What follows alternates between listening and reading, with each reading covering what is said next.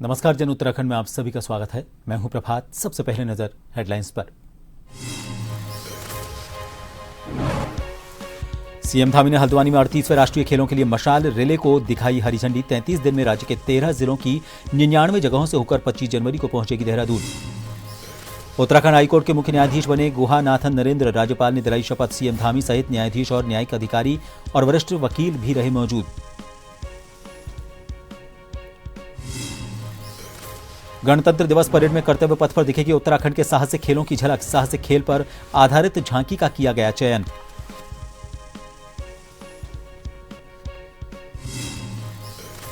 बेलगामी में अखिल भारतीय राष्ट्रीय कांग्रेस की 2 दिवसीय बैठक। नगर निकाय चुनावों के चलते बैठक में उत्तराखंड कांग्रेस के नेता नहीं हुए शामिल। और मौसम विभाग के मुताबिक 27 और 28 दिसंबर को प्रदेश के कई जगहों पर हल्की से मध्यम बारिश की आशंका। ज्यादा ऊंचाई वाले इलाकों में बर्फबारी।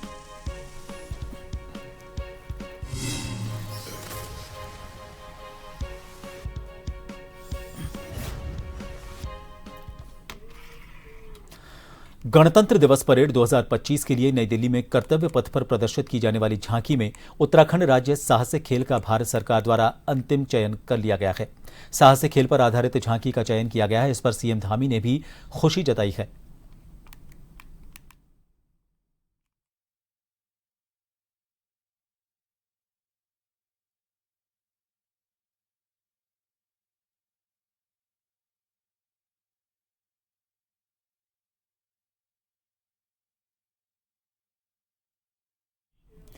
उत्तराखंड के मुख्यमंत्री पुष्कर सिंह धामी ने हल्द्वानी में 38वें राष्ट्रीय खेलों के लिए मशाल रिले को हरी झंडी दिखाई।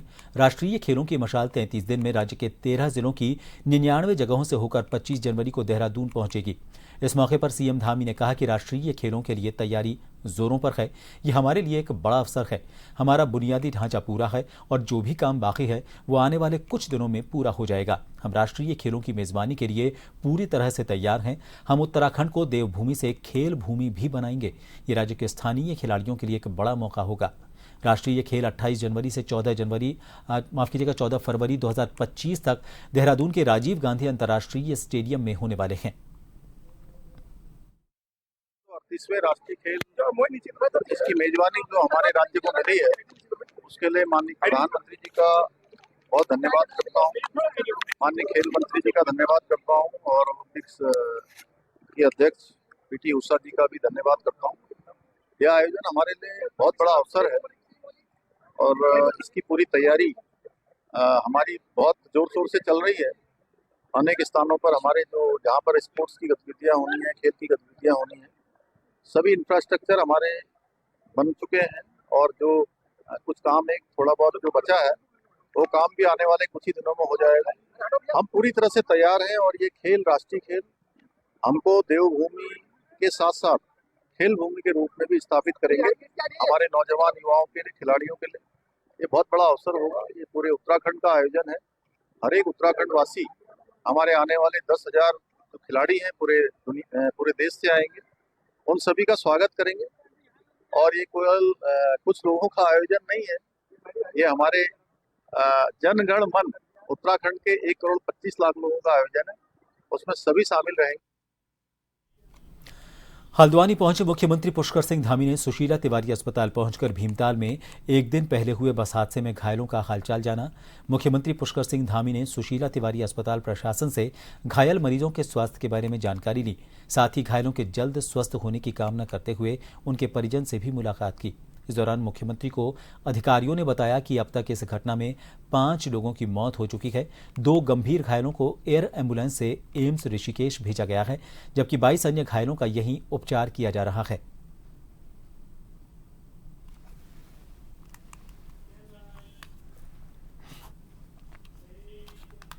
गुहानाथन नरेंद्र को बीते दिनों उत्तराखंड हाईकोर्ट का मुख्य न्यायाधीश नियुक्त किया गया था। राजधानी देहरादून के राजभवन में आयोजित शपथ ग्रहण समारोह में राज्यपाल गुरमीत सिंह ने उन्हें पद और गोपनीयता की शपथ दिलाई। शपथ ग्रहण समारोह में मुख्यमंत्री पुष्कर सिंह धामी भी मौजूद रहे। राज्यपाल सेवानिवृत्त लेफ्टिनेंट जनरल गुरमीत सिंह ने नवनियुक्त न्यायाधीश जस्टिस गुहानाथन नरेंद्र को शपथ दिलाई। इससे पहले हाईकोर्ट की रजिस्ट्रार जनरल कहकशां खान ने नोटिफिकेशन जारी कर शपथ ग्रहण कार्यक्रम की जानकारी दी। कार्यक्रम में उच्च न्यायालय के न्यायाधीश और न्यायिक अधिकारियों के साथ सरकारी अधिकारी और वरिष्ठ वकील भी मौजूद रहे।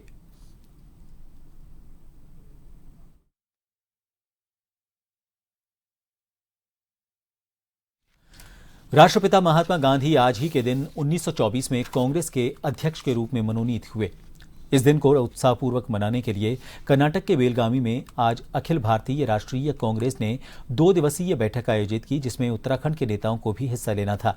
लेकिन शहरी निकाय के चुनावों के मद्देनजर उत्तराखंड कांग्रेस के सभी वरिष्ठ नेताओं ने आज कांग्रेस मुख्यालय राजीव भवन में आयोजित गोष्ठी में हिस्सा लिया और बापू को याद किया। इसको लेकर कांग्रेस प्रदेश अध्यक्ष करण माहरा ने कहा कि आज बेलगामी में उत्तराखंड से 5 लोग हिस्सा करने वाले थे, लेकिन निकाय चुनाव के चलते उन्होंने हाईकमान से मांग की कि वो यहीं रहें और हर जिले में ये कार्यक्रम मनाया जाए।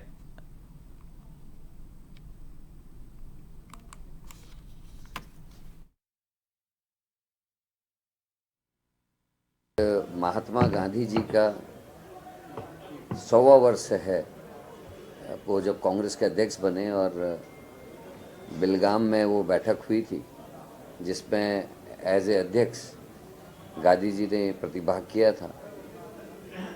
तो उसको आज कांग्रेस पूरे देश में हर्षोल्लास के मनाने जा रहे हैं। उस दिन को, सवे दिन को बेलगाम में बैठक थी, मुझे भी वहाँ जाना था। हमारे उत्तराखंड से 5 लोग उसमें प्रतिभाग करने वाले थे, लेकिन यहाँ क्योंकि निकाय चुनाव की घोषणा हुई है और निकाय चुनाव कल से नॉमिनेशन है, उसको देखते हुए हम लोगों ने हाईकमान से ये मांग की कि हम लोगों को यहीं रहने दिया जाए, और आज हम हर जिले में इस कार्यक्रम को मना रहे हैं।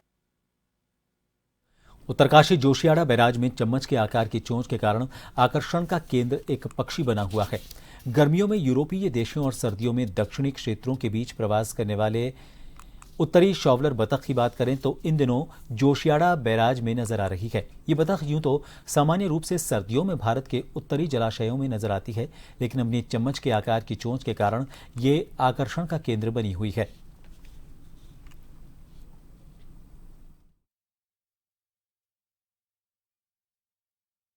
की बड़ी बात है जो आपने अभी मेरे संज्ञान में डाला कि शावलर पक्षी जो कि अप्रवासी पक्षी है और आजकल जोशियाड़ा बैराज में निरंतर स्पॉट किया जा रहा है, देखा जा रहा है। तो ये बर्ड वॉचर्स के लिए एक बड़ी खुशी की बात है। और इस तरह की जो हमारे झील हमारे यहाँ पर हैं, जो हमारे काफ़ी रुके हुए पानी हैं, ये अट्रैक्ट भी करते हैं प्रवासियों को। तो इस तरह की बतख का हमारे उत्तरकाशी जनपद की एक बैराज में दिखाना मुझे लग रहा है कि पर्यावरण विदों के लिए भी और पक्षी प्रेमियों के लिए भी एक अच्छा समाचार है। और मुझे लग रहा है कि ये जहाँ तक पर्यावरण का सवाल है, जहाँ तक एक माइग्रेटरी बर्ड्स जो हैं, ये हर साल प्रवासी पक्षी जो अन्य देशों से भी आती हैं, जिसमें अन्य जलाशयों में भी इनको स्पॉटिंग की जाती है। तो ये मुझे लग रहा है एक पर्यटन का बहुत बड़ा आकर्षण केंद्र हो सकता है बर्ड वॉचर्स के लिए। तो ये बहुत अच्छा शुभ संकेत है पर्यावरण के दृष्टिकोण से। ये जो आजकल एक बतख दिख रही है जोशियाड़ा बैराज में, जोशियाड़ा बैराज की जो झील है उसमें एक बतख नज़र आ रही है, उत्तरी सावलर बतख है। और ये जो बतख है ये स्पेटोला वंश की एक उपप्रजाति है, और इस समय जो ये प्रवास करती है, गर्मियों में ये यूरोपीय देशों की तरफ प्रवास करती है, और इस समय जैसे शीतकाल है तो शीतकाल में ये दक्षिणी क्षेत्रों की तरफ, जैसे इसमें खास तौर पे भारतीय उपमहाद्वीप है, इस क्षेत्र में आती है।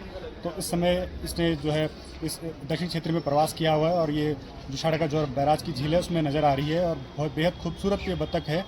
और जो इसकी आकर्षण है, इसकी जो चम्मच के आकार की चोंच होती है वो दिखती है। जो पक्षी प्रेमी है वो खास तौर पे आजकल इसका अवलोकन कर रहे हैं झील के किनारे।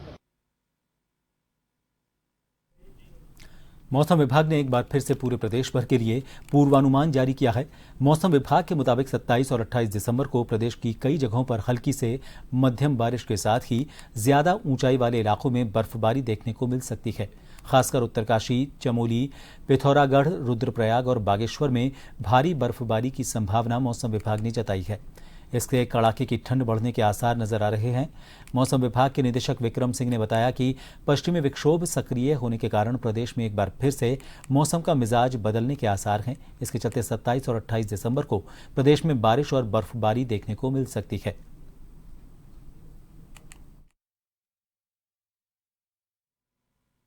देखिए, उत्तराखंड के लिए जैसे पहले भी बोला था कि 27 और 28 को एक पश्चिमी विक्षोभ फिर से निकलेगा, और उसकी वजह से भी जो बर्फबारी है या फिर बारिश है वो प्रदेश में देखने को मिलेगी।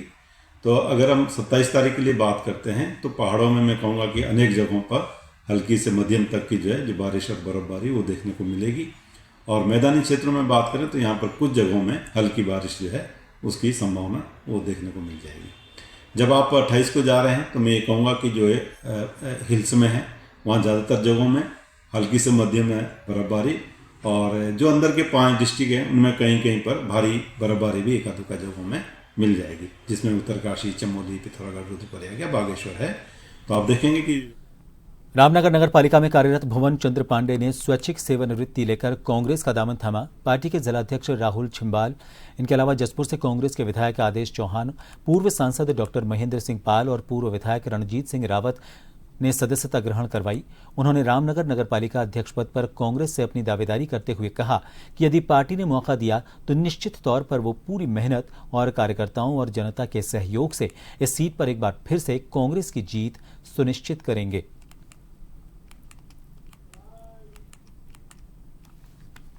सेवानिवृत्ति लेकर के मैंने आज कांग्रेस की सदस्यता ली है। मैं कांग्रेस की विचारधारा का, कांग्रेस की रीतियों का, नीतियों का पुरजोर पूरा प्रयास करूंगा। मैं आजीवन उनका पालन करूं, क्योंकि मेरा परिवार लगातार 3 पीढ़ियों से कांग्रेस ही रहा है। हम कांग्रेस की विचारधारा को मानने वाले लोग हैं, कांग्रेस के सिद्धांतों पर चलने वाले लोग हैं। तो अपने परिवार वालों से प्रभावित होके, अपने परिवारजनों से प्रभावित होके मैंने रंजीत रावत जी के सानिध्य में, उनके मार्गदर्शन में कांग्रेस का आज दामन थामा है। भुवन पांडे जी जो नगरपालिका में सेवारत थे, अपने सेवा काल पूर्ण होने के कुछ महीने पहले स्वैच्छिक सेवानिवृत्ति लेकर के कांग्रेस में अपनी सेवाएं देना चाहते हैं। आज उनके ज्वाइनिंग का कार्यक्रम रखा गया है। उसी क्रम में हमारे माननीय विधायक जसपुर यहाँ पर हैं, हमारे पूर्व सांसद और रामनगर के पूर्व प्रत्याशी रहे हमारे एमएलए के महेंद्र पाल जी यहाँ पर हैं। तो उनकी ज्वाइनिंग जो है पार्टी में विधिवत आज की जा रही है। गढ़वाल सांसद अनिल बलूनी ज्योतिर्मठ नगर पहुंचे। यहां पर भाजपा के तमाम वरिष्ठ कार्यकर्ताओं ने उनका स्वागत किया। इस दौरान गढ़वाल सांसद अनिल बलूनी ने सर्वप्रथम अपने कार्यकर्ताओं से भेंट की और उनका हालचाल जाना। आपको बता दें कि गढ़वाल सांसद बलूनी ने सबसे पहले आईटीबीपी के अधिकारियों के साथ औली क्षेत्र का निरीक्षण किया और औली को किस तरह से पर्यटन की दृष्टि से विश्व के मानचित्र पर लाया जाए, इसके लिए पर्यटन व्यवसाय से जुड़े हुए स्थानीय नागरिकों से चर्चा की और उनके सुझाव लिए। सांसद ने केंद्रीय खेल मंत्री मनसुख मांडविया से फोन पर बात कर औली के विकास की संभावनाओं पर चर्चा की। बलूनी ने इस दौरान तपोवन के गंगापार भंग्यूल गांव के ग्रामीणों से भेंट की और ग्रामीणों की सभी तरह की समस्याएं सुनी। इसके बाद गढ़वाल सांसद ने सीमांत घाटी के सुराही थोटा का क्षेत्र भ्रमण किया।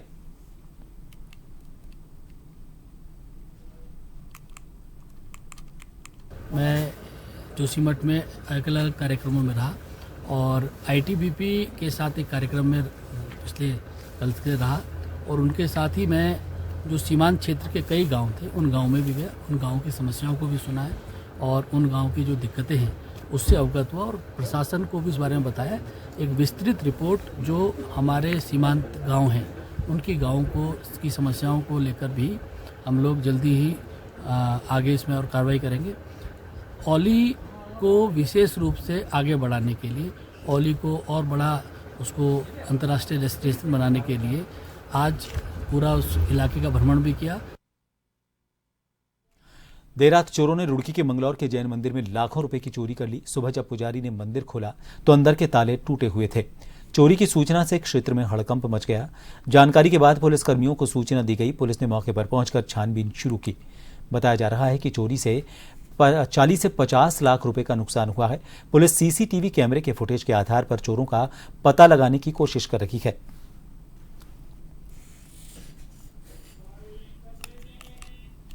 ये हमारे मंदिर की चोरी नहीं है, डकैती है। इसमें जो जैन समाज को जो नुकसान हुआ है, कम से कम 40-50 लाख रुपए का नुकसान हुआ है। इसमें जो हमारे चांदी के भामंडल हैं, सिंहासन है, सोने के छतर हैं, ये सब चोरी हो चुके हैं। कुछ भी चोरों ने नहीं छोड़ा है। यहाँ चांदी के थाल है, जारी है और आपका क्या नाम है, सिंहासन है और आपका ये छतर है, कलश है, सब ये चोरी। ये हमें सुबह 5:30 बजे हमको पता लगा है। जब यहाँ से हम निकले रहे थे हमारे चाचा जी, तो उन्होंने देखा है कि लाइट खुली हुई है। लाइट खुलने के बाद उन्होंने समाज के 2-4 जनों को फोन कराया। उन्होंने कहा अब रात को लाइट खुली होगी। 2-4 जने यहाँ समाज का है, तो उन्होंने देखा है कि ऊपर की खिड़की भी खुली हुई है। फिर उन्होंने नीचे के दरवाजे खोले तो देखा ऊपर के जो चैनल लगा हुआ है उस पे ताले भी टूटे हुए हैं। देखिए, कल रात का घटनाक्रम ये है और मॉर्निंग में जैसे ही पुलिस को सूचना मिली तो चीज़ें हमने फील्ड यूनिट, अपनी एफएसएल, ये सारी चीज़ें फील्ड पे बुलाई हैं। वो अपनी एविडेंस कलेक्ट कर रहे हैं। घटना पुलिस के लिए चैलेंज है, वर्कआउट करेंगे जल्दी इस पे काम। अभी अमाउंट एक्चुअली जो प्रबंधन समिति है वो एक बार सारी चीज़ें चेकलिस्ट करके हमको दे दें, उसके बाद अमाउंट में हम एक ब्रेक के लिए यहां रुकेंगे। आप बनी रहिए जन टीवी पर।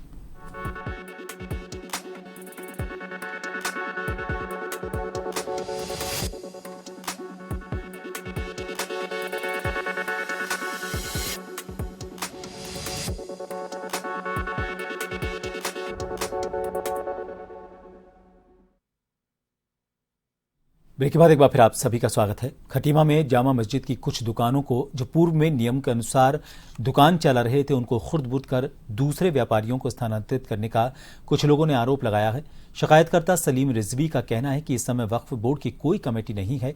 एक वैकल्पिक व्यवस्था के अनुसार प्रशासक नियुक्त किए गए। प्रशासक को कोई अधिकार नहीं है कि बिना वक्फ बोर्ड की अनुमति के दुकान को हस्तांतरित कर सके। जामा मस्जिद की 3 दुकानों को दूसरे लोगों को हस्तांतरित कर दिया गया है, जो कि वक्फ बोर्ड के नियम के विरुद्ध है। इस पर लोगों ने सहायक कार्यपालक वक्फ बोर्ड उत्तराखंड को एसडीएम के माध्यम से ज्ञापन सौंपा। उनका कहना है कि इस पर जांच कर त्वरित कार्रवाई की जाए।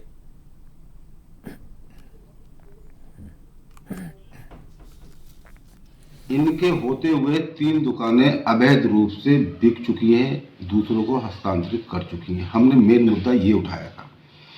उस मुद्दे के एवज में इन्होंने अपनी बात प्रेस के सामने रखी कि हमने यहाँ कोई काम नहीं किया और पुरानी कमेटियों की जो शिकायत की और जांच की बात की, जिनकी शिकायत भी हमने करवाई थी और जिनकी जांच भी हमने करवाई थी, वो मुद्दा अलग है। हमने बात उठाई थी मौजूदा समय में 3 दुकानें किस तरीके से हस्तांतरित कर दी गई वक्फ बोर्ड की संपत्ति और वक्फ बोर्ड के बिना अनुमति के, वक्फ बोर्ड के अध्यक्ष महोदय और वक्फ बोर्ड के प्रशासक महोदय की बिना अनुमति के उनको हस्तांतरित कर दी गई। इस विषय पे एक टिप्पणी नहीं आई। हमारा मेन मुद्दा ये था। और दूसरी बात थी कि मदरसा रहमानिया जूनियर हाई स्कूल बरसों से चल रहा था। उस मदरसा रहमानिया जूनियर हाई स्कूल को क्यों बंद कर दिया गया? जो भी आरोप हैं सब निराधार हैं, झूठे आरोप हैं। ये कोई दुकान किसी की नहीं बिकी है और ये सब दुकानें बेचने का मेरा काम नहीं है। मैं यहाँ पर बैठा हूँ प्रशासक के रूप में, तो मैं वक्फ बोर्ड की संपत्ति को सुरक्षित रखने के लिए बैठा हूँ। यहाँ वक्फ ही मेरा उद्देश्य है और मेरा यहाँ पर काम है अवैध कब्जों को मुक्त कराना। और अभी पूर्व में मैंने एक व्यापारी से जामा मस्जिद के 2 कमरों को अवैध कब्जे से मुक्त भी कराया है, जिसका कि संज्ञान जो है स्थानीय प्रशासन को भी मैंने दिया है।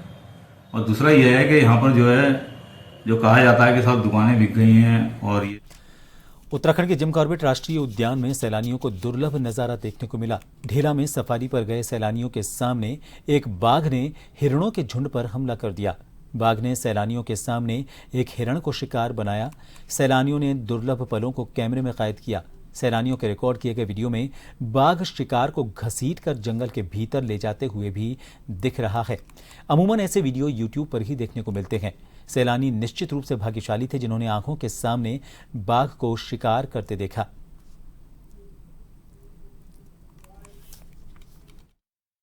बाघ द्वारा हिरण को मारा जाना जो उनकी जो खाद्य श्रृंखला है उसी का पार्ट है। यहाँ पर ये भी ध्यान देना होगा कि ये माना जाता है कि बाघ को अपना शिकार करने के लिए, एक सक्सेसफुल शिकार करने के लिए 15 से 20 बार अटेम्प्ट करना पड़ता है, तब जाके वो सफल होता है। ये इस तरह की जो चीज़ें हैं वो उनकी जो खाद्य श्रृंखला है या जो पूरा जो यहाँ पर वाइल्ड लाइफ का है उसका पार्ट होता है। इस तरह के वीडियो हमारे जो कॉर्बेट टाइगर रिजर्व के अलग जोन्स हैं उनसे अक्सर आते रहते हैं। ये दिखने में हमेशा एक्साइटिंग होता है क्योंकि जो एक्चुअल एक्शन। डोईवाला के नुन्नावाला स्थित संहिता सिंह गुरुद्वारा की ओर से श्री गोविंद सिंह महाराज के छोटे साहिबजादों के शहीदी पर्व पर पंच प्यारों की अगुवाई में भव्य नगर कीर्तन का आयोजन किया गया। बड़ी संख्या में संगत ने नगर कीर्तन में शामिल होकर सतनाम वाहेगुरु का जाप किया। नगर कीर्तन हरिद्वार रोड, ऋषिकेश रोड, आर्य नगर होते हुए वापस नुन्नावाले गुरुद्वारा पहुंचकर संपन्न हुआ। गुरुद्वारा जो है ये छोटे साहिबजादों की याद में बना हुआ गुरुद्वारा है। इसमें हम हर साल जैसे ये हमारा 21 से 27 दिसंबर तक एक हमारा सालाना सैनिकों की याद में प्रोग्राम होता है। इसमें आज के दिन पर को छोटे साहिबजादों को श्रद्धांजलि के तौर पर एक नगर कीर्तन अपने नगर के चारों तरफ निकालते हैं और उसी का आयोजन आज हम ये कर रहे हैं। इसके अलावा हमारा 27 दिसंबर को फिर प्रोग्राम होता है जिसमें दरबार साहब ने हमारे गुरुद्वारे के बड़ा दरबार आयोजित किया है। इन सभी खबरों के साथ फिलहाल के लिए इस बुलेटिन में इतना ही। नमस्कार।